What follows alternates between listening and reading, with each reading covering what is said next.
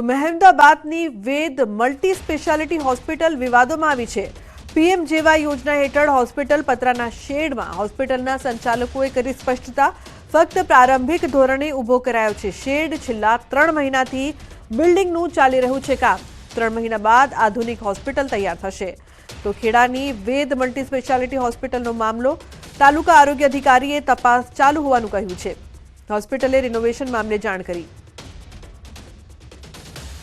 એવી છે કે અમને ટેમ્પરરી આપણે ગાંધીનગર પણ ઇન્ફોર્મ કરેલું છે કે અમારે રિનોવેશન ચાલે છે અને દર્દીઓને તકલીફ ના પડે, આપણા જિલ્લામાંથી બીજે જવું ના પડે એટલા માટે આપણે ટેમ્પરરી આ સ્ટ્રક્ચર જે છે એ બનાવેલું છે।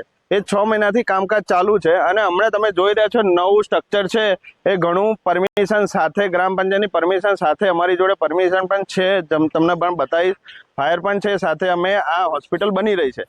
ખેડા જિલ્લાના મહેમદાબાદની વેદ હોસ્પિટલ ફરી એકવાર વિવાદમાં આવી છે। વાત કરવામાં આવે તો જે પ્રકારે ખ્યાતિકાંડ સમગ્ર મામલો સામે આવ્યો ત્યારબાદ ચોંકાવનારી ઘટના ખેડામાં સામે આવી છે। ગુજરાત સરકાર દ્વારા આયુષ્માન કાર્ડની જે યોજના છે આ યોજના અંતર્ગત દર્દીઓને હોસ્પિટલની અંદર તમામ પ્રકારની સુવિધા આપવામાં આવે છે। આ હોસ્પિટલ દ્વારા પણ સુવિધા આપવામાં આવતી હશે, પરંતુ આ હોસ્પિટલ જે છે તે હોસ્પિટલનું જે સ્ટ્રક્ચર છે તે પતરાના શેડ છે। દ્રશ્યાંત તમે જે જોઈ રહ્યા છો, હોસ્પિટલ જે મહેમદાબાદ ખાતરા હાઈવે છે તેની પર હોસ્પિટલ આવેલી છે। હોસ્પિટલ પતરાના શેડની નીચે બનાવવામાં આવેલી છે। શું પતરાના શેડની અંદર હોસ્પિટલ હતી? તો જ્યારે ખ્યાતિકાંડ થયો તે દરમિયાન સરકાર દ્વારા આરોગ્ય વિભાગને તપાસના આદેશ આપવામાં આવ્યા હતા। આ તપાસના આદેશ વખતે શું આરોગ્ય વિભાગે આ હોસ્પિટલ પતરાના શેડ નીચે ચાલે છે તેવી કોઈ પણ પ્રકારની કાર્યવાહી કરી હતી કે કેમ? રીતે સવાલ ઉભો છે, કારણ કે જ્યારે આરોગ્ય ખાતાને જ્યારે પૂછવામાં આવ્યું ત્યારે તેમણે કીધું હતું કે ખેડા જિલ્લાની અંદર પીએમજેવાય અંતર્ગત જે 16 હોસ્પિટલ છે તેમાં કોઈ પણ હોસ્પિટલમાં કોઈ પણ પ્રકારનું સમસ્યા કે કોઈ વિવાદ ન હોવાનું સામે આવ્યું હતું, પરંતુ આ જે આરોગ્ય અધિકારી હતા તેમને આ પતરાના શેડ નીચે ચાલતી હોસ્પિટલ કેમ નથી દેખાઈ તે સવાલ ઉભો થઈ રહ્યો છે। અને આ આયુષ્માન યોજના અંતર્ગત જે દર્દી હોય છે તેને તમામ પ્રકારની જે સારવાર આપવાની હોય છે તેનું સ્ટ્રક્ચર પણ તમામ ફાયર સેફ્ટી હોતી હોય છે, પરંતુ કોઈ પણ પ્રકારની ફાયર સેફ્ટી કે બીયુ પરમિશન ના હોવાનું પણ સામે આવ્યું છે। હવે જોવું રહ્યું છે કે આરોગ્ય વિભાગ આ હોસ્પિટલ વિરુદ્ધ કેવા પ્રકારની કાર્યવાહી કરે છે। ઉમંગ પટેલ, ન્યૂઝ 18 ગુજરાતી, ખાતરજ, ખેડા। તો ખેડાની વેદ મલ્ટી સ્પેશિયાલિટી હોસ્પિટલ મામલે તાલુકા આરોગ્ય અધિકારીએ તપાસ ચાલુ હોવાનું કહ્યું।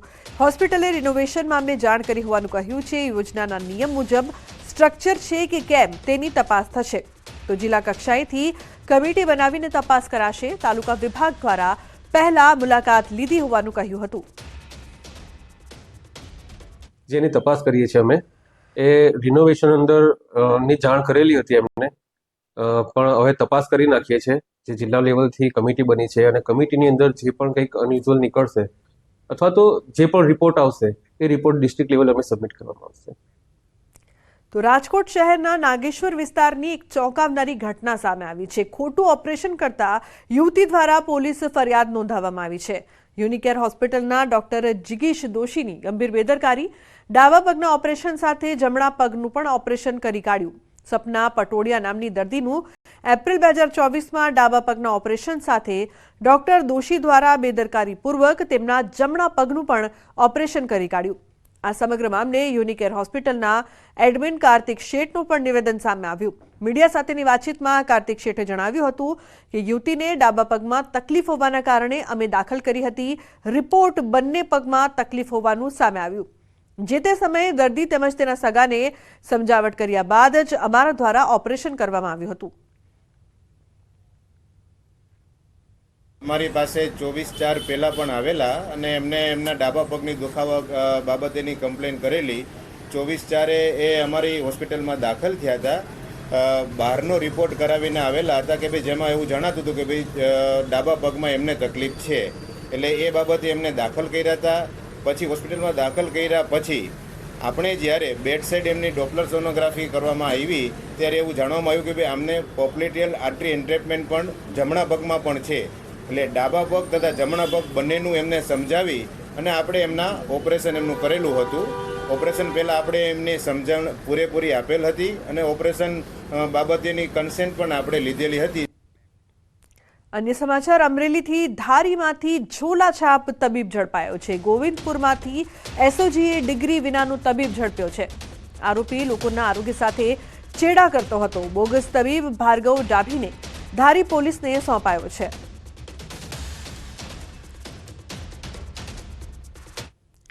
अन्य समाचार, मोरबीथी पंचासर रोड परथी बोगस तबीब झड़पायो छे। ઘરમાં રૂમમાં ચલાવતો હતો દવાખાનું. અશ્વિન નકુમ નામના બોગસ ડોક્ટરની કરાઈ છે ધરપકડ. એલોપેથી દવાઓ, બોટલો, ઇન્જેક્શન મળીને કુલ રૂપિયા 18,762નો મુદ્દામાલ કબજે કર્યો છે. તો મોરબી સિટીએ ડિવિઝન પોલીસ ગુનો નોંધીને કાર્યવાહી હાથ ધરી છે.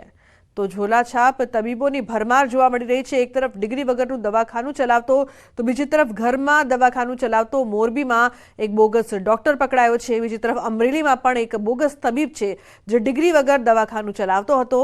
મહત્વનું છે કે લોકોના સ્વાસ્થ્ય સાથે આ બોગસ તબીબો ચેડા કરી રહ્યા છે. જો કોઈનો જીવ જાય તો તેના માટે આ બોગસ ડોક્ટરો જવાબદાર છે, પરંતુ રાફડો ફાટ્યો છે આ બોગસ ડોક્ટરોનો.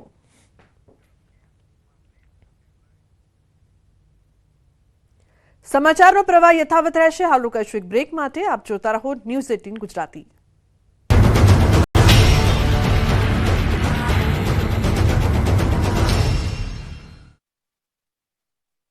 મિસિસ નીમા દેખા. સંતોષી માતાના મંદિર આસપાસ 3 વિધર્મીઓએ દબાણ ઊભું કરી દીધું. ત્યાં સુધી કે રસ્તો પણ બંધ કરી દીધો. દ્વારકાના ખંભાળિયામાં 50 વર્ષ જૂના સંતોષી માતાના મંદિર આસપાસ હનીફ સુલેમાન, ગફાર અને ઉમર નામના શખ્સોએ દબાણ ઊભું કર્યું. પૂજારીએ ખંભાળિયા પોલીસને અરજી આપતા જ કાર્યવાહી શરૂ થઈ અને ગેરકાયદે ખડકી દેવાયેલું દબાણ દૂર કરી જમીન ખુલ્લી કરાવાઈ અને માતાજીના મંદિર સુધી જવાનો રસ્તો ચોખ્ખો કરી નાખ્યો. પોલીસે 3 આરોપીઓની પણ ધરપકડ કરી. પોલીસની તપાસમાં એવો ઘટસ્ફોટ થયો છે કે વિધર્મીઓએ સંતોષી માતા મંદિર અને સરકારી જગ્યાને બચાવી પાડવા માટે ખોટા દસ્તાવેજો પણ ઊભા કર્યા હતા.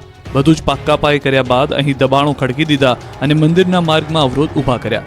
જોકે ગેરકાયદે દબાણો વિરુદ્ધ આક્રમક તેવર દેખાડતી ગુજરાત પોલીસે તપાસમાં પળવારનો જ વિલંબ કર્યા વિના તપાસ આદરી અને દબાણોને દૂર કર્યા.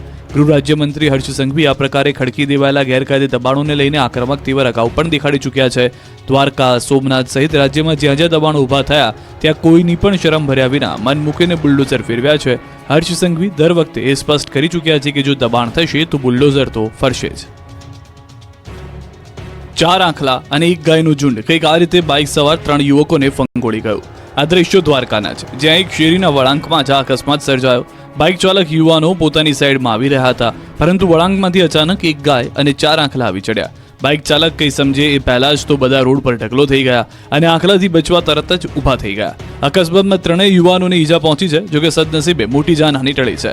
ફરી એક વખત જુઓ, આવી રીતે વળાંકમાંથી અચાનક જ રખડતા ઢોર આવી ચડશે તેવી તો કલ્પના પણ આ બાઇક ચાલક યુવાનોને નહોતી.